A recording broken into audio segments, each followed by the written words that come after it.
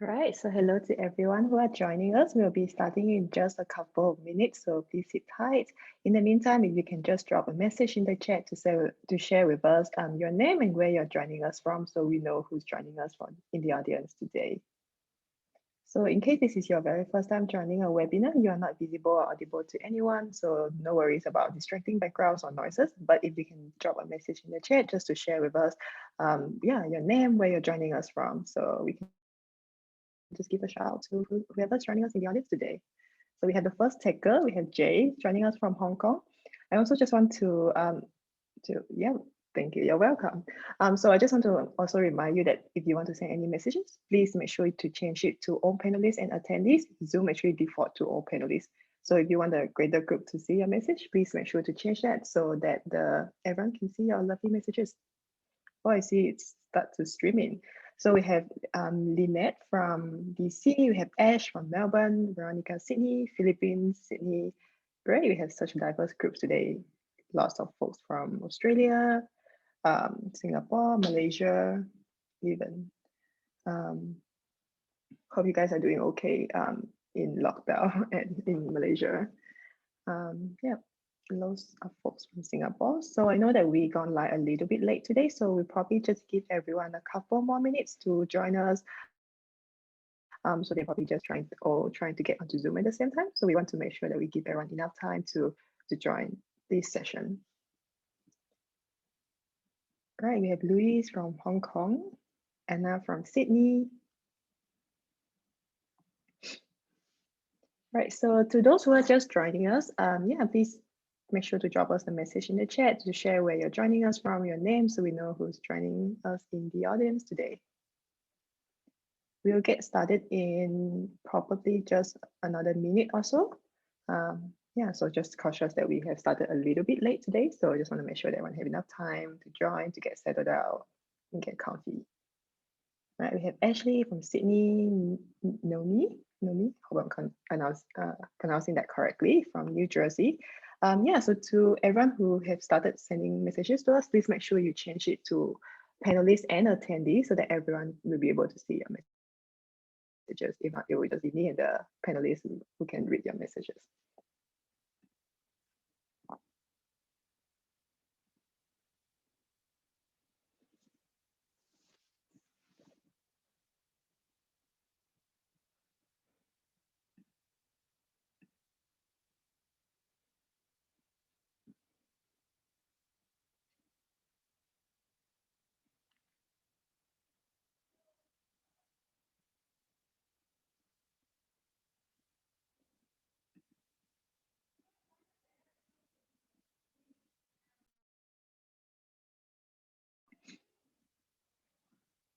All right, so I know that the number is still climbing, but I also just want to make sure that we have enough time. We have lots of great content and insights coming up, I'm sure. So we just want to make sure that we give enough time for that.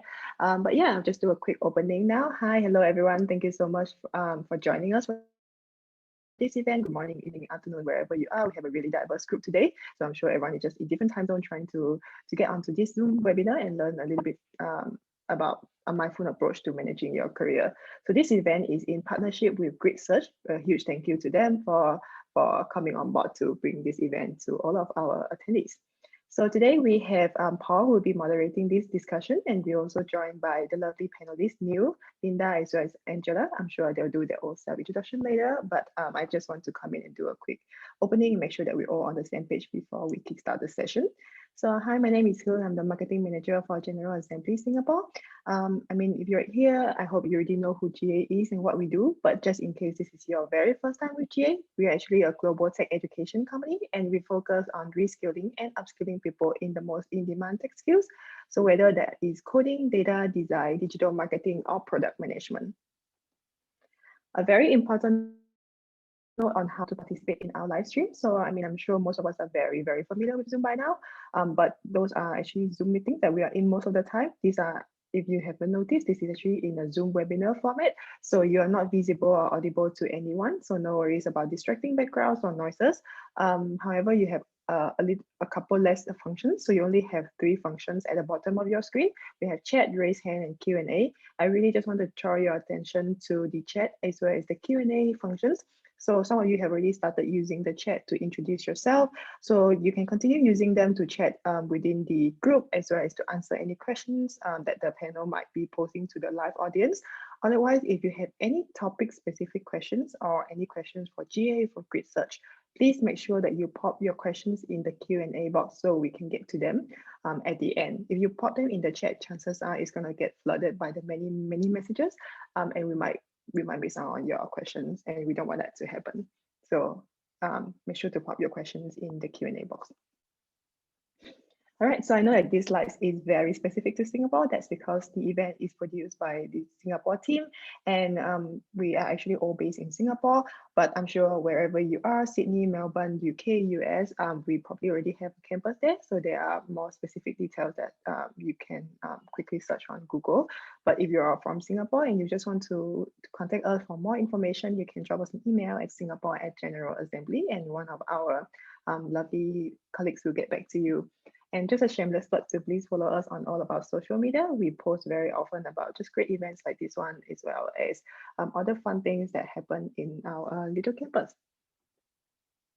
And if you like this event, you want to take your learning just one step further and join one of our short remote workshops on all of the great tech skills, you can feel free to take this exclusive discount code and take 25% off all of our paid workshops with the code DRYGA25. And that is all from me. I'll be online. If you have any questions, need any help with troubleshooting, yeah, you can just either drop it in the chat or post your questions in the Q&A box. Otherwise, I will pass the time back to Paul, as well as the panelists, to take it away. Back to you, Paul.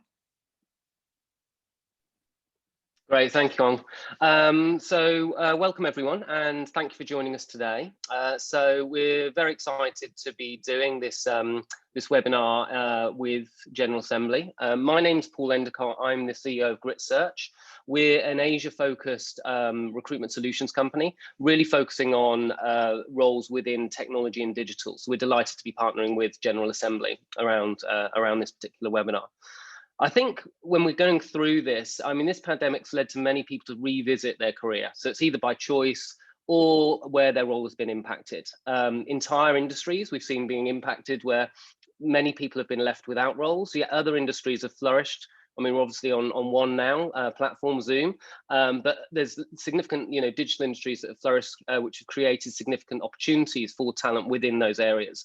So during the course of this discussion, we're really going to look to explore several different areas. Firstly, when you should consider a career pivot and how you take those first steps, what those crucial factors are for a successful career switch, if indeed you're switching careers or you're thinking about what to do next. Whether those switches are driven by passion or needs, there's a lot of discussion at the moment, and there's a lot of stories going around that you should always follow your passion, but is that always the right thing? Is that always practical as well? How to engage in careers for the long term, and where the likely skills gaps will be. Now, there is a bit of an Asia focus on this, but when we're looking at where investment companies are investing, or VCs are investing, or private equity in companies are investing, and where the growth is, that does seem to be pretty much global trends we're seeing as well. So we'll have a chat over that, but please do put your questions in the Q&A box, and we will come through, we will go through those either during the course of this or we'll have some time afterwards. So very happy and very privileged to have on the panel today Angela Toy, who's the Director of Portfolio Strategy and Operations for a Singapore-based venture firm called Golden Gate, Linda Nguyen Schindler, who's the Program Head for Innovation Cybersecurity Ecosystem, and Neil Best. And Neil is an ex-rugby professional, an international player for Ireland, and now a loss adjuster. So very, very interested to hear how these changes have happened. So maybe I'll just pass over to them firstly, just do a quick introduction, starting with you, Angela, and then Linda, and then Neil, just in terms of a quick snapshot of their background before we get into the questions. Angela, do you want to go ahead first?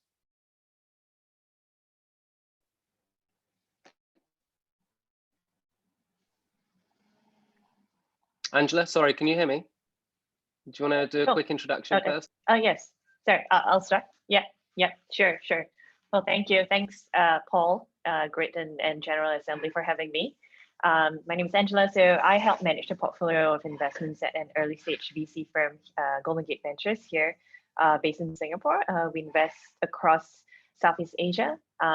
So a little bit of background of my career, and I guess why I was invited to speak about changing careers. I started off my career with one of the big fours as an auditor, but sort of jumped on to venture into sales and money broking at financial institutions before kind of getting a little bit jaded by the whole financial institution systems and deciding to launch my own e-commerce startup.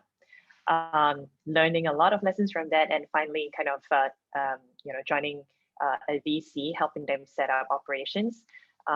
And even within the VC that I'm in, I've been here about this is my 7th year.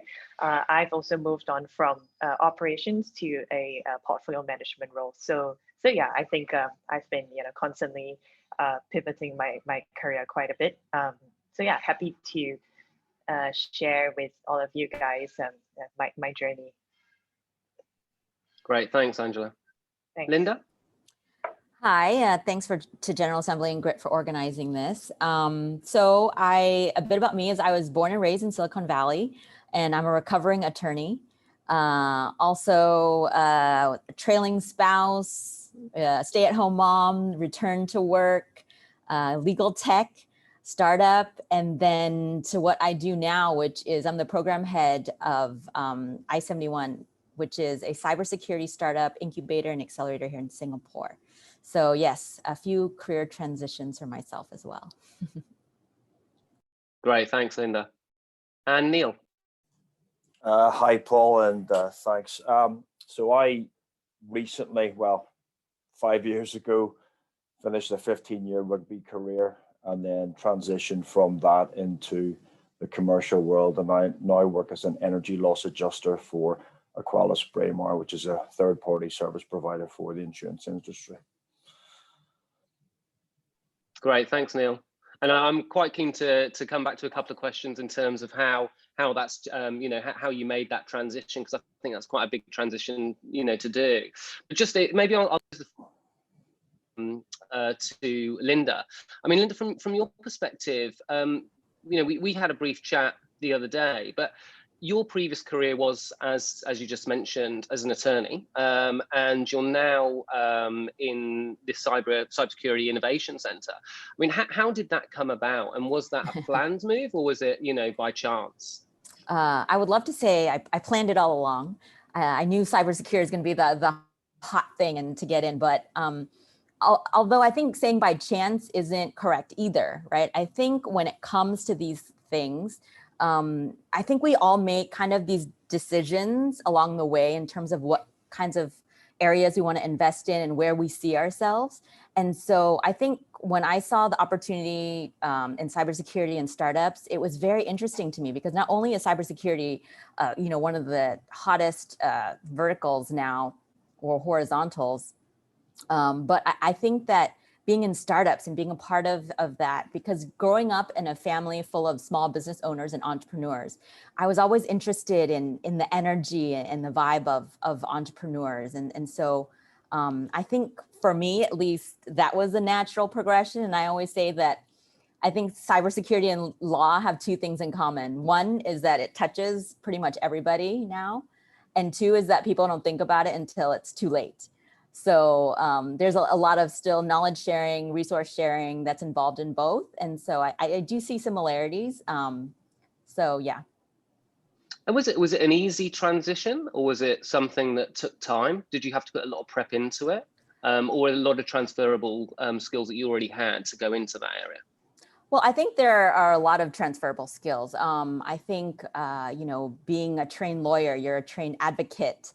And here I am advocating for our startups and connecting them with investors and demand users.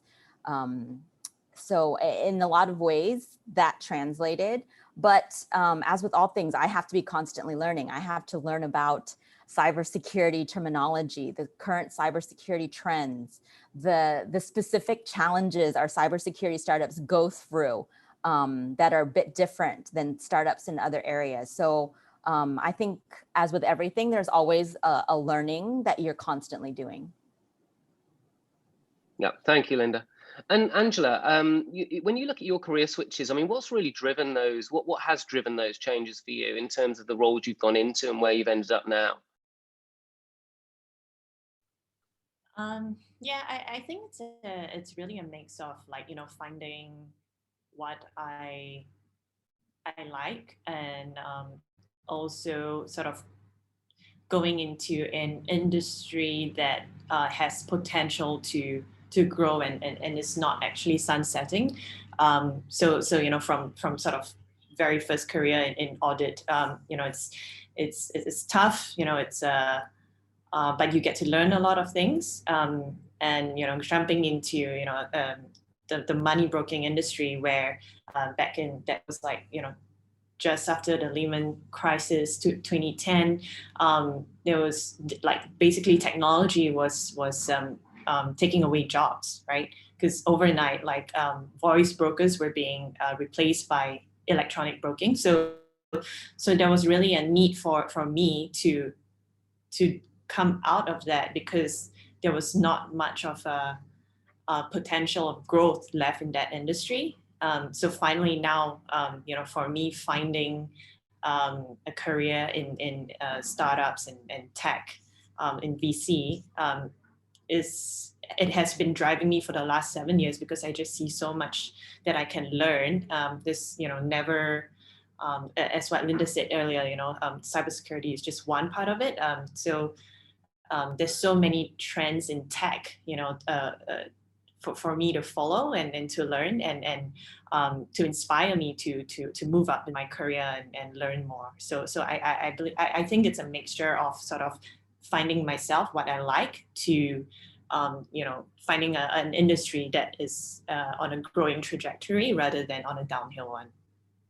No, that makes sense. And how easy was it to move into a VC? I mean, given your previous experience, it wasn't like you went from one VC to another VC. I mean, how did you prepare yourself to actually be in a position where you were and had the right skills for that kind of move and to build your career within that space? Yeah, it's I think it's always very, you know, daunting when you really want to move into a certain industry and you don't really have kind of a direct experience. And so for me, I kind of you know, looked at what I could offer, and at that time it was that I had a lot of value for the VC I'm working with now, in terms of the regulatory aspect, setting up of a fund. And this was kind of the knowledge and skills I've gathered from way back in audit. And so this was what I kind of packaged to them, like, hey, let me help you set up the fund. And from there, I, you know, learned, and you know, of course, I was in the right time, right place as well, and they gave me the opportunity to learn more about, you know, managing the portfolio, you know, dealing with the startups as well, and that's where I could, you know, slowly transition from the fund ops into portfolio management. Yeah, okay. So no, that makes sense. Yeah, so I'd say it's really, you know, kind of identifying what you could offer as a start, and you know, how do you grow into that role, into that new sort of industry. Yeah, and showing you can actually add value at that, you know, that time frame as well. Neil, just coming to you, because your background's obviously, you know, slightly different. You know, professional rugby for 15 years, and then going out and finding. We had a conversation around this previously, right? In terms of, okay, how did you go out and identify? And I think it's really interesting in terms of, we talked a lot about, okay, is it passion, or was it necessity and need at that point? So it'd be great to hear, you know, how you went and made that transition from a rugby career to, you know, a more traditional career that you're in right now. Yeah, I guess even before my career started, I was mindful that would obviously come to an end at some stage, and with injury it can come very quickly, or I was quite fortunate where mine was longer than I anticipated. So I got my degrees but underneath my belt before I did anything. But the transition into what I call is my first job. I've never had a job per se. I never considered my role as a sportsman to be a job, because don't tell my CEO at the time, I would have done that for free. And if it cost me money, I probably would have done it as well, because it was something that I fell in love with as a child. And around 1999, the game started to go professional. And then it became apparent to me that I might have some potential to work into that. So it was very different when I knew I had to transition, because I knew it was coming as I was getting older. So I spent the last couple of years of my career schmoozing and trying to see if there's any skills that I could transfer from rugby across to any industry. I was married at the time and had 3 children, so I had lots of liabilities and people to look after. So it was quite a difficult process to go through. You had to see a lot of people, and eventually, a week after my contract finished, my last contract finished, I made a connection with my current manager in Singapore, and he saw some potential in me and decided to give me a job. So it was not so much me searching for a certain role; it was me getting any role that had the capacity to not maintain the lifestyle that I had, but I would look after 3 children, and my wife didn't work at the time. So I had to get something that was better than a graduate job, because effectively I was a graduate. I had no commercial experience, albeit I was playing professional sport for 15 years. So yeah, it was very, very difficult. I'm still finding it difficult, to tell you the truth. And I mean, just in that situation, I mean, when you don't necessarily have something, because it doesn't sound like you had a plan. Okay, right, I'm going to become a loss adjuster. It was very much, okay, well, actually someone said to you, here's this chance to do this role. How important does interest play in choosing that career? And now, is it something you're more passionate about? Because obviously you're clearly passionate about rugby. And I think when I speak to Linda, or I speak to Angela, you know, there's a lot of passion that comes across in terms of their feeling within their roles. I could be wrong, you could be acting, and I'll ask you that in a sec. But I mean, from your perspective, how important does passion play? Because there is necessity, right? And there's a means to an end. So, but does your interest increase? And you kind of touched on this when we spoke before. Yeah, I guess, you know, if any role had come up that provided the finances that I required, I would have done it. And then probably hated it if it was a job that I didn't like, but I would have to go through that.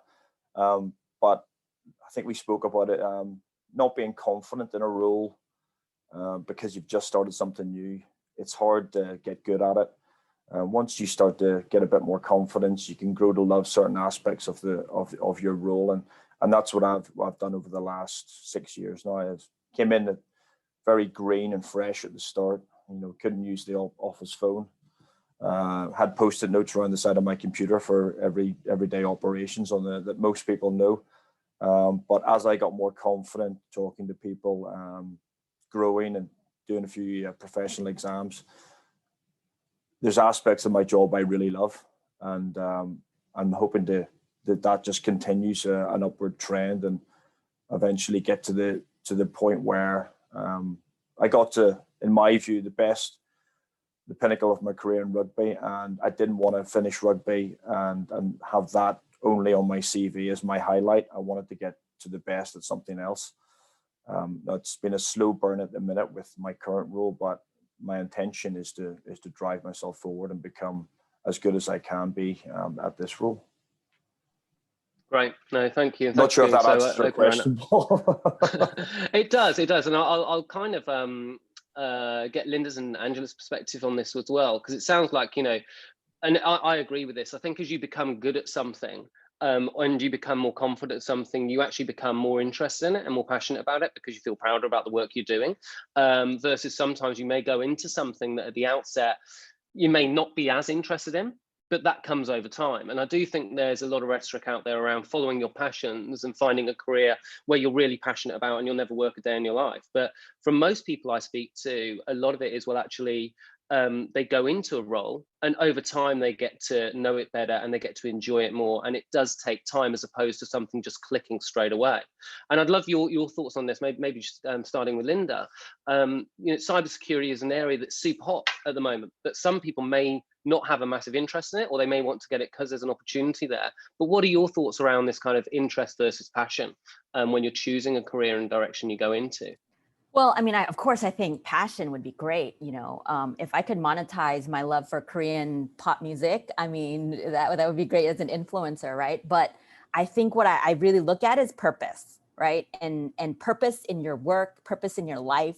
And for me, purpose isn't something that happens on accident. I think it's something that you have to make a conscious decision to pursue and to find. So I think that's the first step, right? You may land in cybersecurity because it's, you know, a hot field right now, but I think first, I think you have to think about what would you like to achieve? You know, for me, for example, I really like being a connector, connecting people, providing them with resources, being able to help them, you know, voice, you know, their solutions to our stakeholders, for example. And so that actually can, you know, span across being an attorney as well as what I'm doing now. Now, for specifically in cybersecurity, once, you know, you say that you have an interest in it, I think there are several ways to get your foot in the door. I think I saw a question in the chat box saying like, okay, there are a lot of opportunities, but it seems to be only for Singaporeans in, let's say, in cybersecurity. So I guess I'll start off with that. In cybersecurity, yes, there are a lot of pushes to increase the skill set for cybersecurity. And so you have a lot of opportunities if you're Singaporean or PR to take advantage of those programs that the government is offering, whether it be at NUS, for example, where I work. They have a venture builder program. If you're interested in starting a company, let's say, they have this 3-month program where the government actually pays you to learn how to be an entrepreneur for 3 months. You know, IMDA has a tech skills accelerator. And so there are a lot of upskilling programs that the government has for Singaporeans and PRs. Now, what if you're not a Singaporean or PR? Well, I still see a lot of opportunities for people to get in. For example, let's say if you just talk about cloud, you know, I see AWS has a lot of programs to try to get people to get more interested in it. And right now there's, I mean, if you look at all the headlines, even today, yesterday, there's a huge skills crunch here that there's a talent gap and people need to hire and they can't. So I think this is a great opportunity to upskill using whatever means that you can, whether it be by government grants or by what private companies are offering, or Coursera and things like that, or General Assembly, right? To upskill yourself, put yourself in a position for them to hire you. That's great. Thanks, Linda. And what's your view, Angela? Yeah, I think Linda actually put it very well. Like, I mean, for me, you know, that passion versus sort of that passion piece. I had a little taste of that as well, actually, a couple of years ago, because I kind of started teaching yoga because, you know, passionate about yoga, started teaching yoga, and then realized that I actually prefer practicing rather than, you know, making it a career. So yeah, but you know, I wouldn't have known until I tried. And I think a lot of it is really just putting yourself there to try it out and, you know, giving yourself some time, right? Like a probation period, 6 months, a year. Yeah, to see if this is something that you stick to. And if it is, then, you know, finding out what sort of skills and you know, as Linda mentioned, like I actually know really quite a number of people who have gone on, who have attended General Assembly courses and made a, you know, career pivot, and they're, you know, they managed to go on to new industries and take up jobs just because of that jump into, you know, learning something new. But it is very scary, and it may mean you have to take a pay cut. But I always look at it as an investment. You know, that pay cut is an investment to you know, a greater potential in the future. Yeah, no, I think that's a great point, because often, you know, in my industry, we meet people who are looking to make that change, but equally at the same time, they're not always fully aligned with understanding that they may need to take a pay cut because they don't have all those skills to then have a longer term, you know, have that longer term growth and make that investment. And I think it is important to note that a lot of you know, a lot of organizations, if you're doing a different role, they do expect you, and if you're coming in, there's only a certain amount of value, so you need to be honest with yourself in terms of what value you're going to bring into that, but also what you're going to, by taking maybe a pay cut and going into a role where you're going to be able to learn, where you're going to be able to get that exposure, that will give you the longer term growth if that's where you want to go down the line. So I think you've certainly got to, if you are looking at new roles, or if you are looking at pivoting, you know, you should always anticipate you may have to take a drop backwards to take, you know, that step forward in the longer term. I mean, out of interest as well, and Linda, you mentioned obviously when you took this role, you applied through the role and you got the role, right? Which was great. And Neil, I'd like to, you know, you to chip in on this as well. But when someone's, and how would you encourage someone to go out when they are searching a role? What steps should they take? Because it seems to be, you know, quite a proactive process, and also sometimes it is right place, right time. But in order to be the right place at the right time, you've got to give yourself an opportunity or work to make yourself, you know, in that place at that time. Yes. So what's your view on that, Linda, and how would you recommend people take that job search if they are looking to go out in the market now and secure something? Yeah, so actually I got my job through the magical means, right? The current job. I saw it on LinkedIn, I easy applied, and they called me, they saw my CV and they interviewed me, and then I was off and running. So I think that's like rare, right? I don't know how often that happens when you just, you know, find a job on LinkedIn, easy apply, and they call you right away. So that's one of the instances, I think, of right time, right place. But I think what you mentioned is also true, right? Is that success basically happens when preparation meets opportunity. It's not that I didn't prepare for this, you know, to get the role. So I think in order to get your foot in the door, what I always find is if you're trying to pivot into something that you don't know, that you're not familiar with, a new industry, what's good is to go to events like this. And now it's even easier, right, that they're all online. Because what I think is really key when you're talking to people is being able to actually key in on I mean, it's lack of a better, like buzzwords that people are saying. If you know, you're already like familiar with the wording that people use and what the important you know, trends are, I think you're halfway there. You know, and so I think that's really important, is to actually get familiar with people, and following people on LinkedIn, I think would be good. Like if you're interested in industry, they're going to give you the latest news, the latest trends, and the latest things that you should be looking at. So I think that's a really, really good way to use LinkedIn to help you. And I'm not associated with LinkedIn at all. I just feel like I mention them a lot.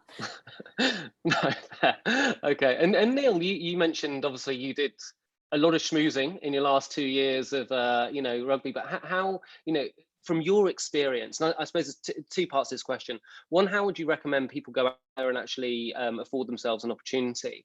But secondly, from a mental perspective, how did you get through that period when you knew, okay, right, I actually now need to transition from this career is coming to an end. I need to get a job where I can pay bills to support my family, etc.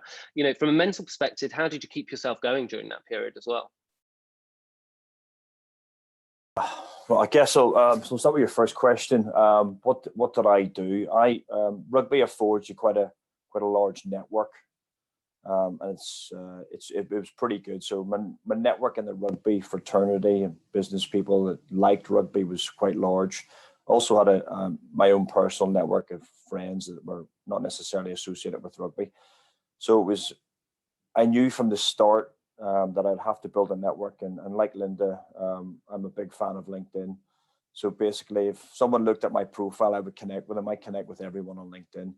And my story to get my role now, I just connected with a guy on LinkedIn who was based in Singapore. I knew he liked rugby. He was the same age as me, and he very kindly offered to put me in touch with my current boss. And then, you know, it all happened from there. So that was very fortunate. Prior to that, I'd spent 2 years because I knew that I was going to have to finish my career, not because I was injured, but because as you get older in sport, you start to wane financially because people have got a perception that you're past your best. I probably was 3 years before that. So I knew I was on my way out. So I spent pretty much 18 months going down to London, meeting lots of different people.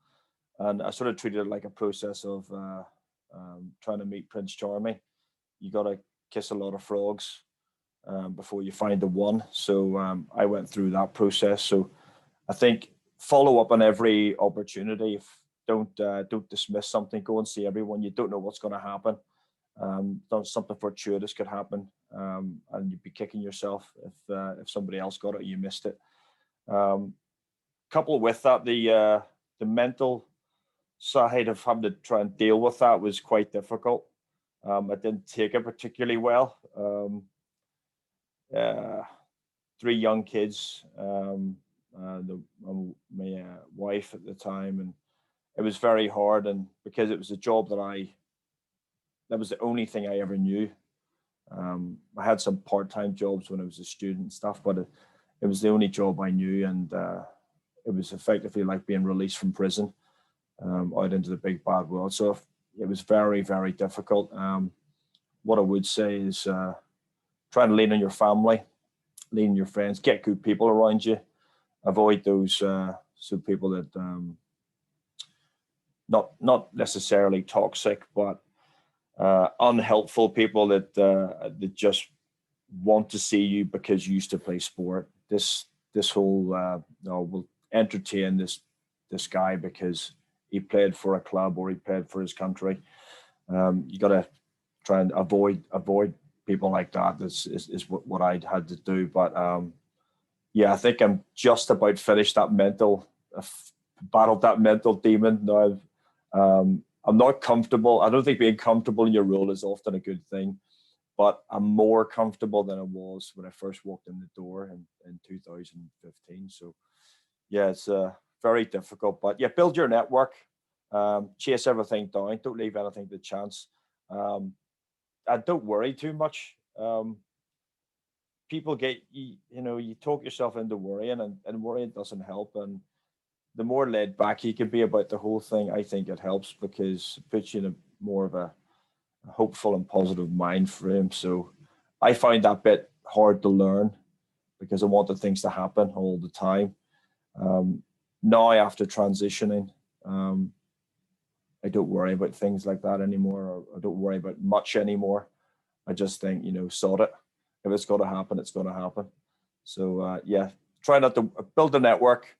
Reach out to everyone. Don't leave any stone unturned. Try and sell yourself well. I think this is my first interview, and I managed to talk my boss into it. I had no. My role is quite an engineering role, so I've got a master's degree in engineering, but I've never been an engineer. So I had to talk him into thinking that I was an engineer. But I wasn't economical with the truth. I just told them, listen, if you let me in the door, I'm organized. I'm going to work hard, and I'm going to get things done. I'm going to make mistakes, but I don't think anybody expects me not to make any when I'm just starting this role. And he was like, you know what, I can work with that. And that was very good for me and the family. So those things. Yeah, no, listen, it makes a lot of sense. I can't remember where I read it or heard it, but someone said the harder you work, the more luck you seem to get, right? So it is kind of getting yourself out there and trying to ensure that you are in the right position at the right time. And a lot of people will point at people and say, oh, they were lucky, but that person may actually have been actively networking. So I think when it comes to career, the biggest thing, which you've kind of all mentioned, is network. And Angela mentioned before, is that time someone taking a chance on you. But unless you build that network, it's your chances of getting that role are often more limited. So either whether it's using recruiters, whether it's using LinkedIn, but your own personal network that can refer you and vouch for you into companies is where I've seen a lot of people succeed. And I think the other thing you touched on, Neil, there, which is really important, is showing that desire. When you actually have an opportunity and you speak to someone, it's showing that enthusiasm and that passion, and actually saying you're going to work hard, as opposed to, well, I should have this job, or just being a bit sort of too laid back in an interview. You've got to show you're passionate and enthusiastic and you're hardworking and you really want to make it work, because sometimes that can be the difference between someone choosing you than not. Okay, great. Thanks, Neil. Angela, just coming back to yourself as well, one thing I just wanted to ask you is, if you're from a Golden Gate perspective and the investments you're making as a VC in the region, what are the areas that you think are areas where there's going to be long-term growth and opportunity for people? And if someone is looking at within that kind of tech and digital sphere, which a lot of the audience is in, where should they be looking for opportunities? Now, I know Linda say cybersecurity, that's it. But I mean, from a broader perspective and from an industry perspective, where do you see that growth in the next kind of 3 to 5 years in Southeast Asia anyway? I think that's the golden question. But for us, I think we have people from all around the world. So I think broadly, technology is just going to evolve and change. There's I think actually blockchain cryptocurrency is still at its really infant stage, and there's just a lot of potential. So that's one area.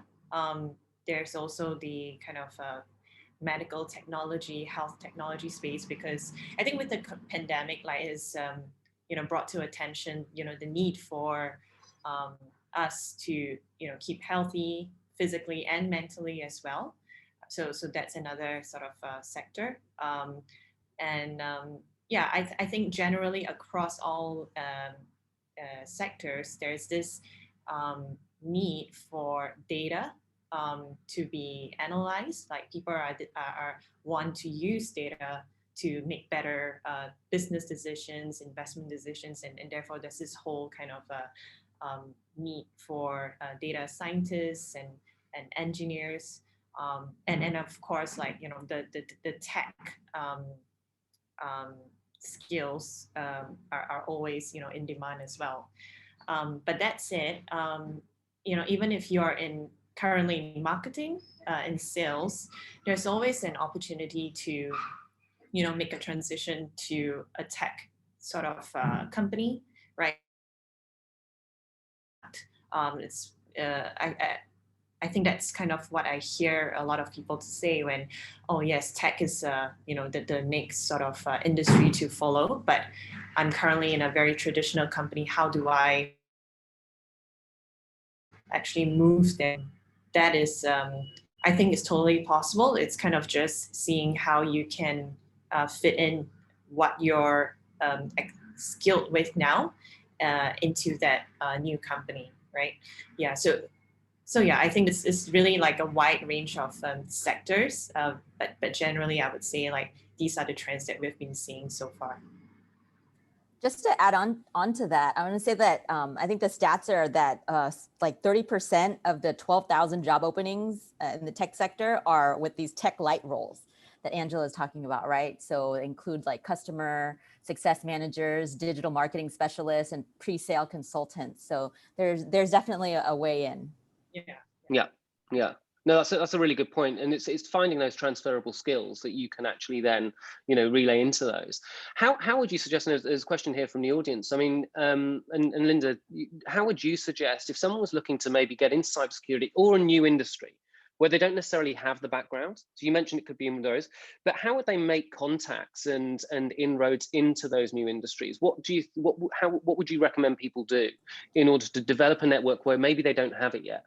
Yeah, I think previously it was a bit easier when we were allowed to see each other in person more. I met a lot of people when I was going through job transitions through going to events, hearing the speakers, speak, and meeting them right after you know, and asking questions and meeting like-minded people in the audience. So that was always great before. Now that that's more limited, I still think there are things you can learn and people you can connect with through the virtual events.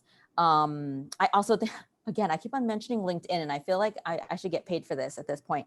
But like following the people, and I think people are very generous if you, you know, make a connection and want to make a connection. And I think if you don't just connect with them, but you actually write a short note and say, I saw you at this webinar. I really, you know, loved what you said about this, you know, and you can follow them, or you can even throw in like, love to have coffee sometime to learn more as I'm thinking about switching careers. You know, they may or may not respond. They may just add you in, or if they don't add you as a LinkedIn connection, you can just follow them. And in that way you can see who are the movers and shakers in that industry and try to connect that way.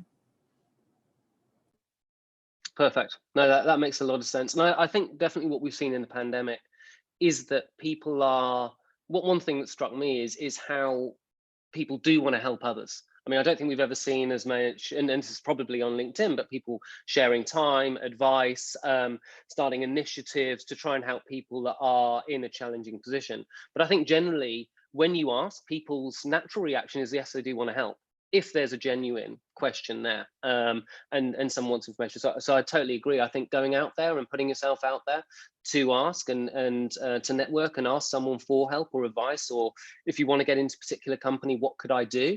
I think often you'd be surprised people will come back. The reality is 9 out of 10 people don't necessarily put themselves out there and ask the question in the first instance. They kind of, you know, struggle with that. So I'd agree with that. Neil, aside from the question here that someone has a daughter that wants to be a professional rugby player, any advice? I'll let you take that one offline. But generally, how would you, I mean, having gone through the experience you've done, what can people expect when they make a career change? So if someone is changing, how can they set themselves up for success? Is there any kind of, you know, sort of snapshot advice you give on someone going into a new career area, what they should do? Yeah, trying my own experience, what did I do? You know, if you're choosing a new career, choose your boss first. I've got a very good MD who wants to teach me because I want to learn. So align yourself with good people. So that's the MD level. You get yourself into the actual, you know, your floor. Again, try and buddy up with someone. You know, I had a mentor here. He didn't know he was my mentor, but he was to me, because I leaned on him when I find it tough doing certain tasks. So you know, find a job you want to do. Make sure you get the right boss. Once you're in the organization, if you're a nice person, just be a nice person. Try and get things done. Look like you're taking action.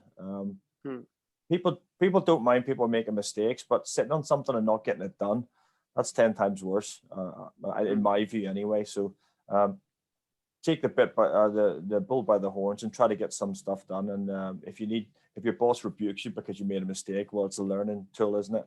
So you'll not do that again. So yeah, I think boss first, get in a good organization, good people, buddy up with someone, get a mentor in your, not necessarily in your role, it doesn't have to be in the floor that you're on, but someone who's got an overview of the industry that you're in to help guide you. I think I asked the guy that I only recently met when I first joined, and I said to him, I haven't a really clue what's going on here. And he goes, how long will it take before I sort of know what's going on? And he goes, 5 years. And that was after 6 months. So don't put too much pressure on yourself as well. A lot of people pretend they know what they're talking about when they actually don't. And they throw out acronyms and buzzwords, but they don't know what they are. So don't fall foul of that either. Don't get involved in that. If you know, I was asking the most stupidest questions as well. People were saying, you know, they were talking about BI, and I was like, what's BI? Like, just, oh, it's business interruption. They were looking at me like I had 2 heads, but if you don't know, you don't know. So I left my I wasn't embarrassed to ask any question because I had a great excuse that I was on a rugby pitch for 15 years. How was I supposed to know? So that was, yeah. So what did I say? Well, let's summarize.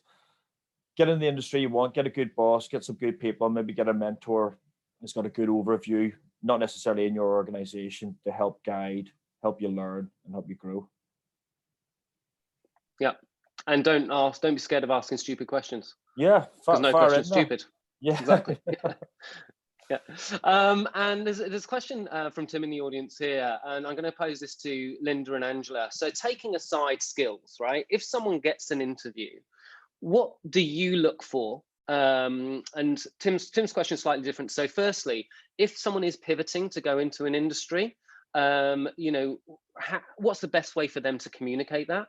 And then the second aspect part of that question is, what do you look for when you're hiring someone outside of the specific skills?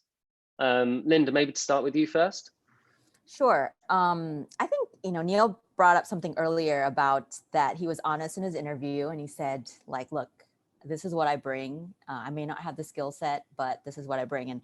And that reminded me of one of my favorite quotes, which talks about mindset versus skill set, you know, that in the future, we're going to hire for the mindset and not the skill set. You're going to have a job you don't know yet, using technology that doesn't exist yet, solving problems we don't know about yet, right? So I think in that sense, in an interview, I also look for the mindset. I think a learning mindset is a positive. If I see in their activities in their past that they're constantly open to new, roles or new responsibilities in their roles, and that they're growing in that way, I think that shows a lot. I think also extracurricular activities for me, I look at that. I guess for Neil, that would be a positive. If I was a big rugby fan, right, I would see that. But that for me gives me insight into people's outside interests and their interests and how far they pursue them, you know. For recent grads, for example, they might not have a lot of work experience that I can look at, but if I can see that in their dorm, they were the vice president and they were in charge of recruitment and they were organizing all of these events, all of those things add up to me to be very positive indicators of how they would be as a colleague. Great. No, that's really valuable advice, Linda. And Angela? Yeah, I kind of agree as well in terms of like the learning mindset, because you know, you can be really skilled at something, but you know, the next day that, you know, particular technology is being replaced by something else completely, and you need to have you need that learning sort of growth mindset, right? The attitude to want to learn something new and be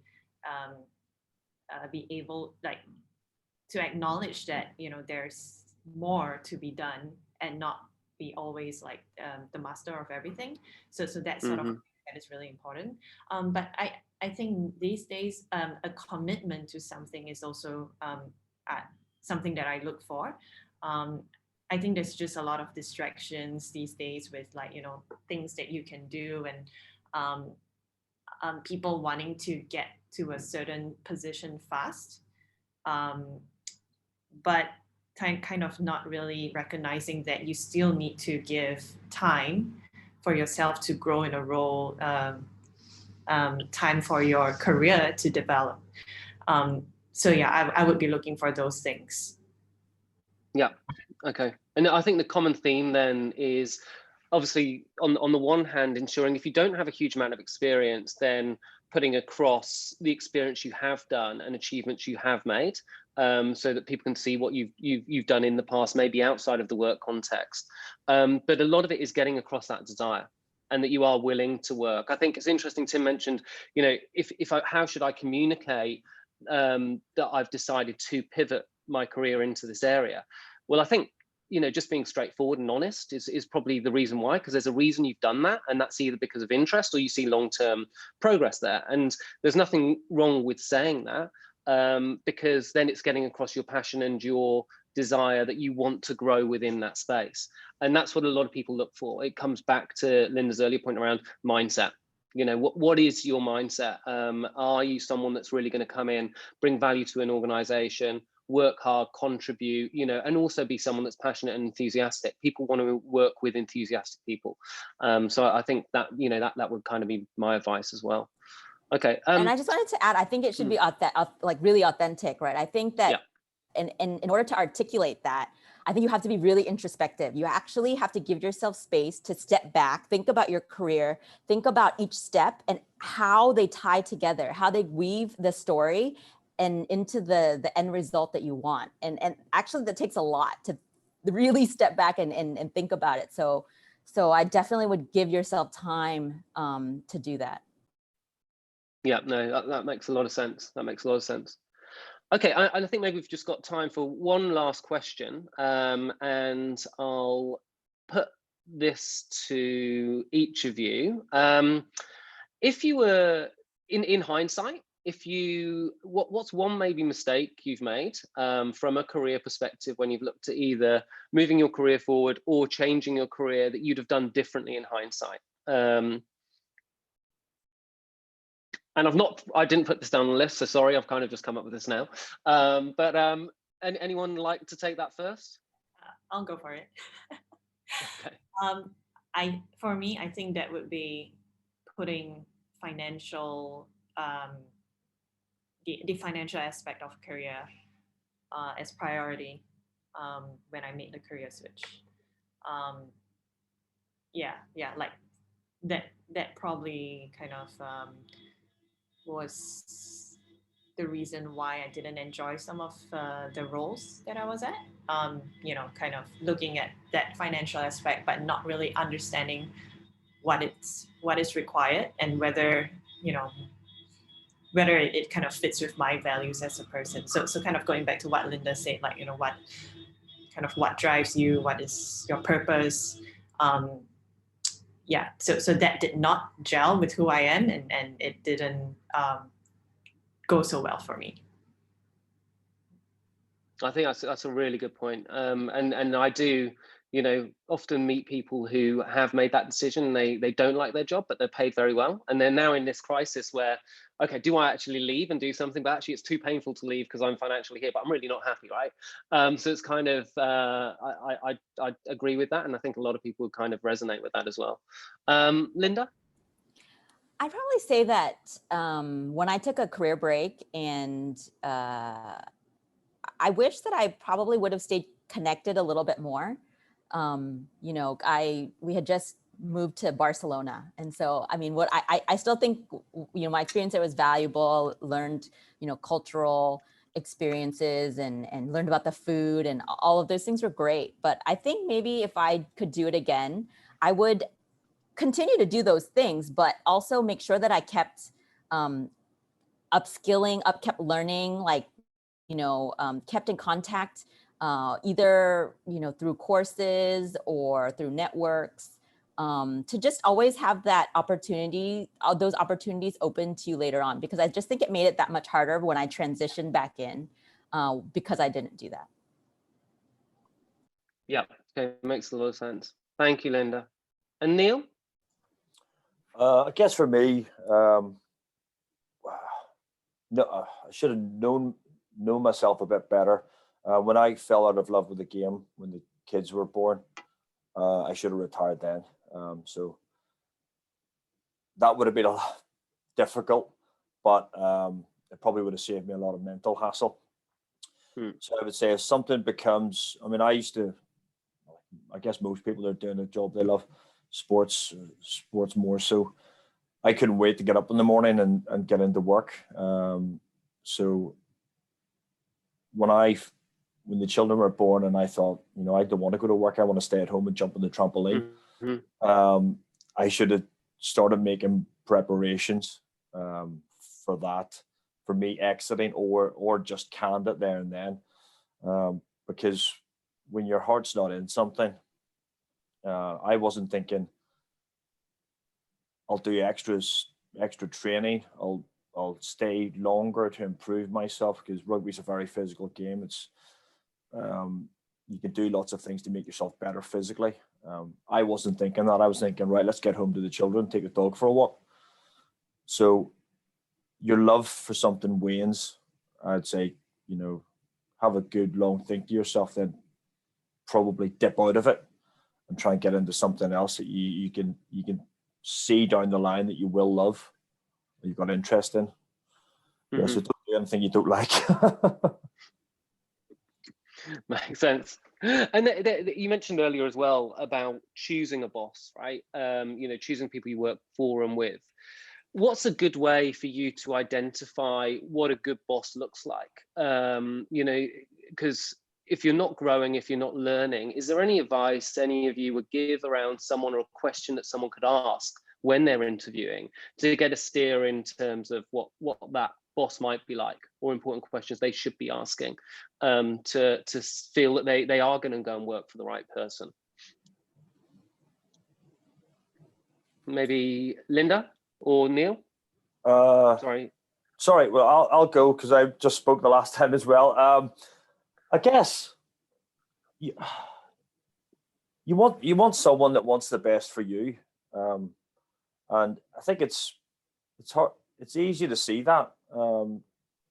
I think well, I don't know. So I'm very good at reading people. So if I think someone's got my intentions high up on their list, and they're going to help me, it makes it easy for me to want to work for them and think that they're a good boss. So I believe what my boss was telling me, because he convinced me that he liked what I said and I liked what he said in return. You know, he said, yeah, we can work with you. You know, we're gonna help you get good at this. And that was encouraging from the get-go, that he believed what I said, because I said it, and I said it with honesty and truth. And I believed that his reply, that he was going to do it, and he has done it.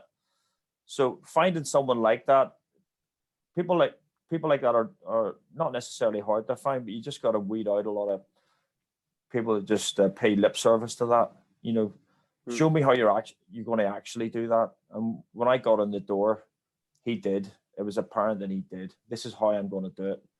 And I was brought aside in certain things, and this is what I want from you. I'll show you how to do it. So it worked out really well. So yeah, you got to try and make sure, how do you find someone's good? Get good at people skills. Get good at reading people. If you're not, I'm sure there's loads of tools, books, or online.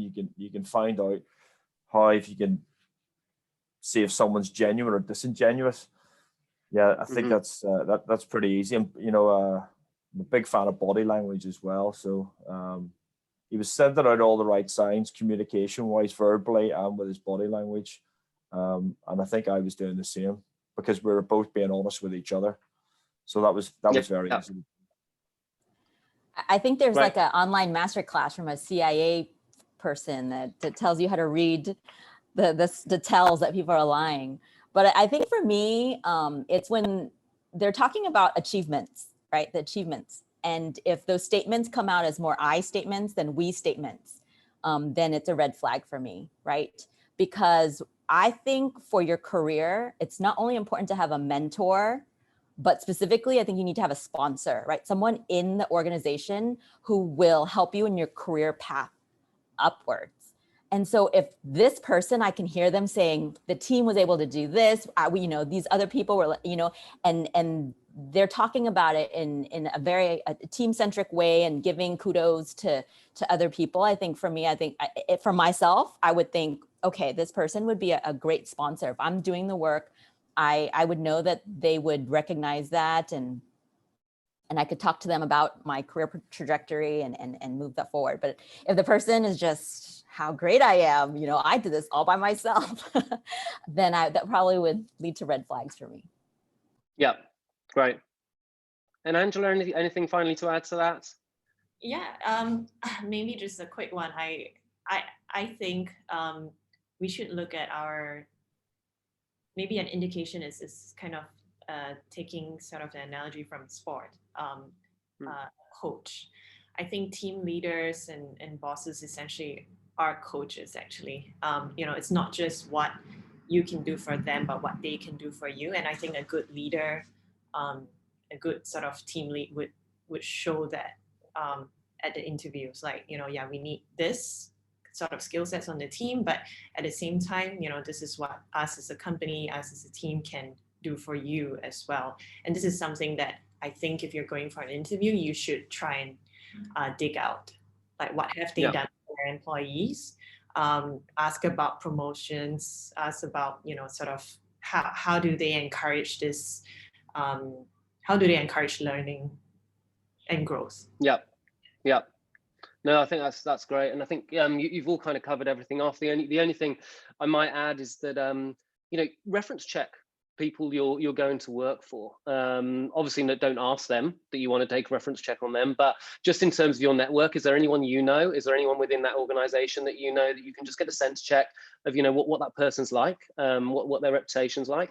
It's easier now more than ever, particularly with kind of LinkedIn, to actually be able to work out where your connections might be that you can leverage. So but I think with that, we're kind of out of time now, and we could probably go for another couple of hours. So I'd like to thank the panelists so much for being so open and honest as well in terms of your you know, your feedback and their own experiences. I think that's been really insightful, not to the audience, but for me as well. Oh, there was a note here as well. Someone's just put on the chat, actually Glassdoor. So if you want to see an organization as well, you jump on Glassdoor and you can get information there. So thanks for sharing that. And I'll pass back to Huang. All right, thank you so much, Paul. Yeah, so we've come to the end of the event. Thank you again, Paul, as well as all of the panelists for sharing all of the great insights and your knowledge with us today. So I'm sure that you can see from the chat that everyone has enjoyed tremendously. So definitely safe to say that it's a great event. Yeah, so just a couple of final notes that this event is actually recorded, and we will be sending out the recordings in just the next couple of days. So if you have friends or colleagues who have signed up for this, but missed this, they can also just kind of watch this later. But a huge thank you to Grid Search for partnering with us on this event, as well as Paul, Angela, Neil, and Linda for all of your great insights and for spending time with us. A huge thank you to the audience as well for being such a engaging one. All right, and Thanks for having us. Yeah, it is our pleasure. Yeah, we'll be closing it in just under a minute. I feel that everyone is still sending in all of the comments, so we'll probably just keep it going for just one more minute.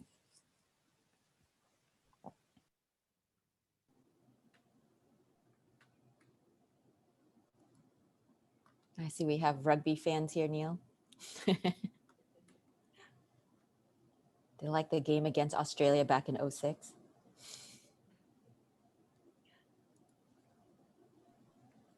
I think that might be a relation. It's kindly dialed in to. Oh, that's a good. Thanks, Mum.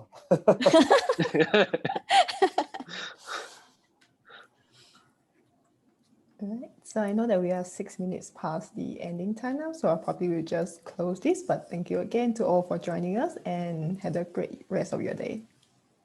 Great. Thank you. Thank Thanks, you. everyone. Bye. Cheers, then. Bye-bye.